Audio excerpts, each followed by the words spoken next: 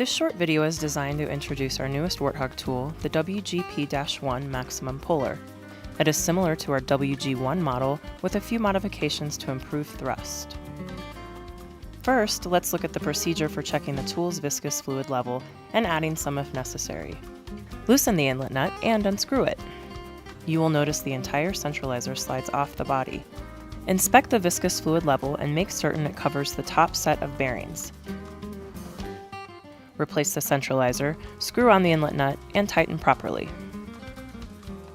It is important to note that you can check the fluid levels without removing the retaining ring.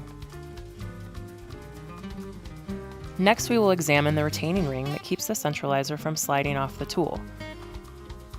Separate the ring with a screwdriver and then rotate the body with your other hand. The retaining ring comes off the inlet nut similar to the ring on a set of car keys. After a couple of turns, the ring will pop out of the groove in the inlet nut.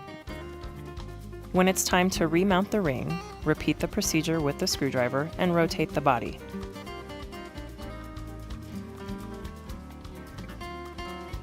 Sometimes it helps to pin the screwdriver in the fin slot as shown. Finally, note that the retaining ring remains inside the centralizer fins. It is only necessary to remove the ring when changing to a new centralizer.